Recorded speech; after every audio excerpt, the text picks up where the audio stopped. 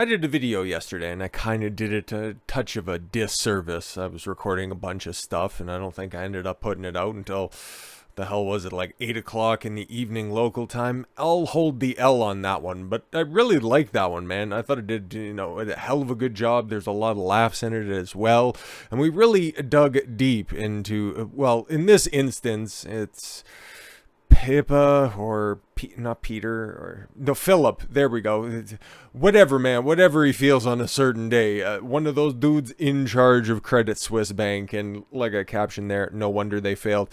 It's remarkable for the fact that they didn't, in fact, end up failing sooner, and the fact that they also got a $54 billion with a B dollar bailout to prop up all of these disastrous policies. The only thing that is astounding, the fact that there's a cross-dressing, non-binary individual that's running this place, that's not surprising at all. It's just the fact that they stuck around for as long as they could, and of course, birds of a feather do, in fact, tend to flock together, and it's so wonderful to finally put this out there on Front Street. Well, no, she's not in charge of anything, which I'm sure actually, you know what, yeah, I can just circle that all back in there, and she is, in fact, in charge at the end of the day, because you cannot do business with guys that are bad with money or bad with women, because you will end up in a deficit of both. Case and fucking point, man.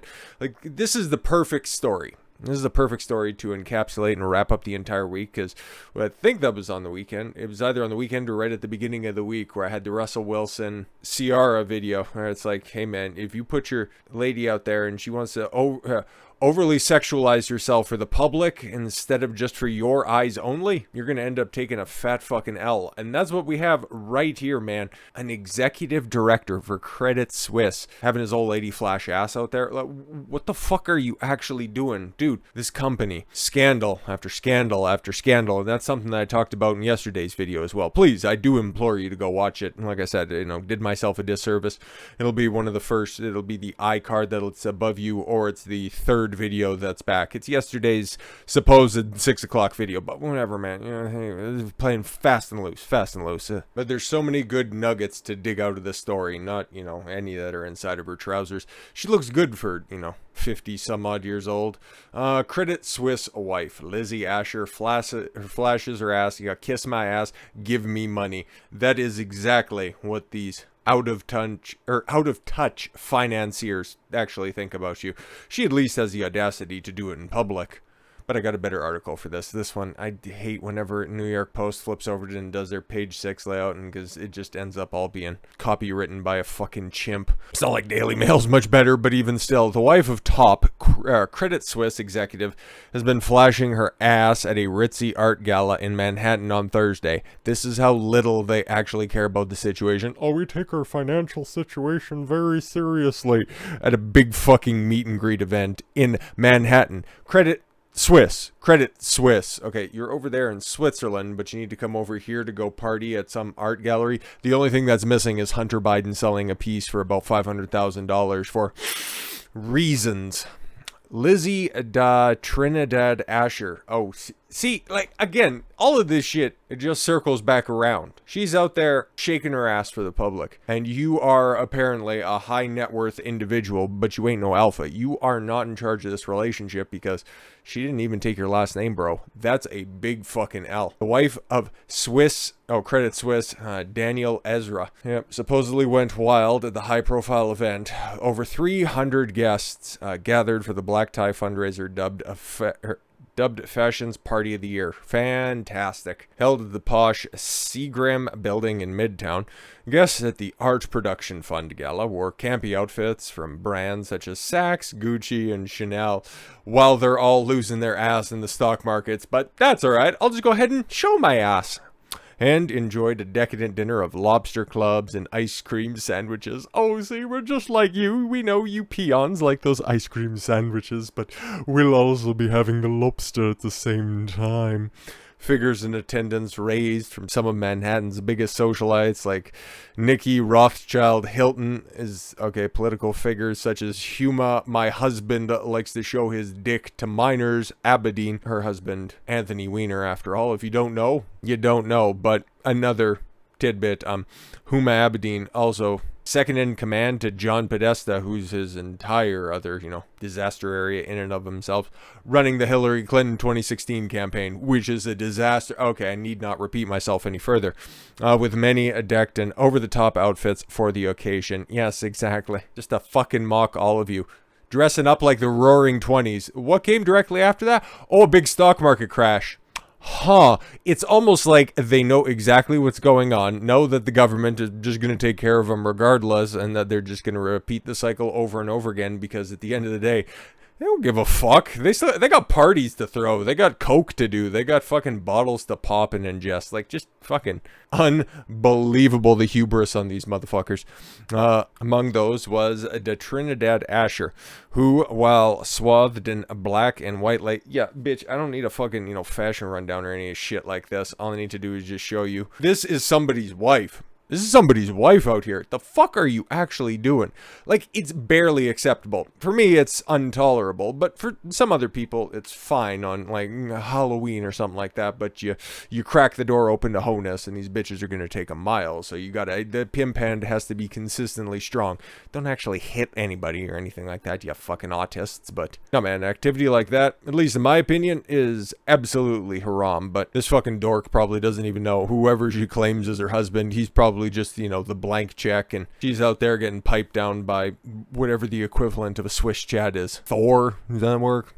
I know it's Scandinavia. Close enough, anyways. But yeah, man, you don't necessarily have to have a master's degree in physiognomy to really, decipher that. Do we got to break out the lines or anything like that? Like, maybe they're happy. Who knows? God bless. All I know is that guy's allowing his wife to go out there and look a fool for the world to see while your business is failing in real fucking time. This is why, man. This is why you can't deal with simps. This is why they will fuck up every aspect of your life. Photo coincides with the statements given to the New York Post's entertainment publication, page 6, by an insider who attended. Hey, shout out right there.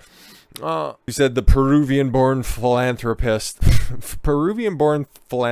and entrepreneur was partying hard at the event on Park Avenue. Yeah, it's like a bitch saying that I'm a content creator, when at the end of the day, they're just busting it wide open on OnlyFans for $5.99 a month. So just fucking stop it. I'm a philanthropist and an entrepreneur. What exactly do you do? Well, I got a bunch of different businesses. I've got like leggings that I like to promote on Instagram, and I got swimwear that I also like to do. But yeah, no, philanthropist, you donate your simps money. Like, let's just keep it a buck here.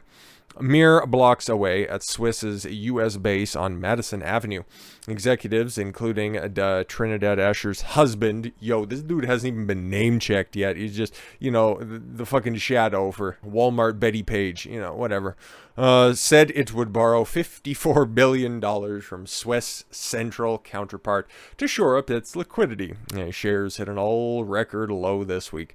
Ezra currently serves as a managing director at the Zurich-based bank, in addition to simultaneous roles at the global head of CMBS secondary trading and global head of CLO secondary trading. See, man, these guys, they're incredibly good in one area. Incredibly good at one area. Do we have to go back to the picture? I think we do, just to illustrate the point. This is the type of guy, if you're ever looking for a financial transaction, if you're ever looking for a business opportunity, you know that this guy's got cheddar like that. His go-to weasel statement is going to be, I gotta see what the wife has to say. So realistically, that guy could be a genius in the financial industry. Chances are, we took a look at the rest of the board that's out there over the on the subsequent few videos here. More than likely, he's probably some diversity hire. But let's just say, best case scenario, this guy's a total fucking G. He ended up getting somebody that maybe about a decade or so ago was, not that bad. And now he finds himself in her frame all the time. And this is a story as old as time. Somebody who is incredibly good in one area ends up getting sideswiped by an opportunistic philanthropist or entrepreneur. Then they start deferring to her. So in actuality, you're not dealing with the financial genius that's out there. You're not dealing with a guy who cut his teeth on decades of experience. You are dealing with his wife. His wife becomes the de facto decision maker and rules over his job, rules over his life. And that's not why, theoretically, if they loved each other or anything like that, that's not why she signed up for this. He's, achieved certain status in is desired in areas of employment. And this is a universal thing. We don't even have to use them as an example. Somebody who has, yes, climbed the ladder, started their own business, started a business, failed with a business, and then continued to move on in a different area. And now he does everything. I need to supplicate my queen. Meanwhile, he's doing all this stuff while she is disrespecting him, getting drunk and flashing her ass at parties, at public parties, at high profile events. You can't be having that, man. Investors in the Swiss lender are currently wary of the after shares fell sharply on Tuesday and again on Wednesday to an all-time low of $1.76 after the bank admitted finding material weaknesses in an annual report that revealed it had lost an estimated $8 billion last year. Shares rebounded slightly on Thursday while the Trinidad-Asher and others attended the fundraising event. Oh, see, we're just going to a fundraising event. Yeah, sure, of course it is. But fell again on Friday to around $2. Oh, great. Erasing most, if any, gains seen in the prior bailout package. Oh, maybe that's why she's down there at that fundraising event. They're just auctioning off everybody else's wives for an opportunity. Noticeably absent was a prominent executive, Ezra. Oh, so he said, so it was a girls' night out and she's acting like that? Holy! It was part of a recent slew of shuffles in the top management at the historic 176-year-old Swiss bank.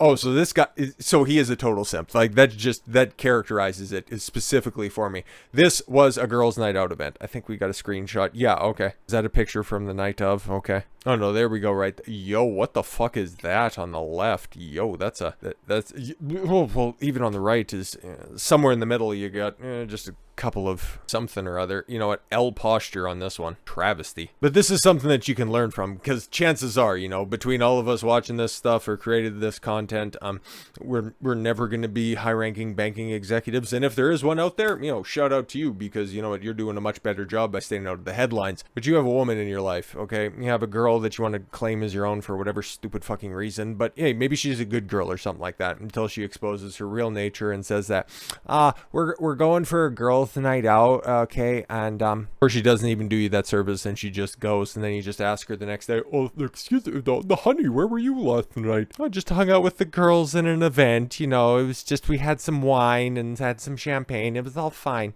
Well, he's busting his ass at the office trying to keep that place afloat.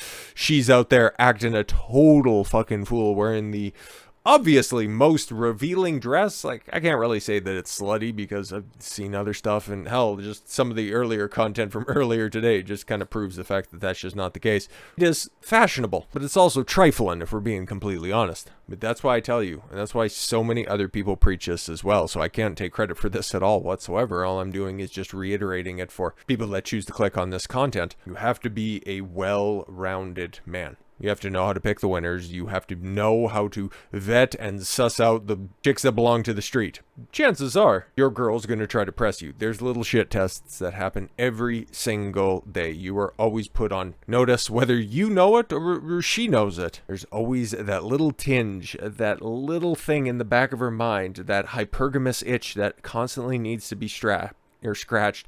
She needs to know that she has the best guy available for her. Sorry, enunciation. She will just continue to push you. See how much she can get away with. And if you don't hold that frame, if you show weakness, well, you're just going to get embarrassed like that, okay?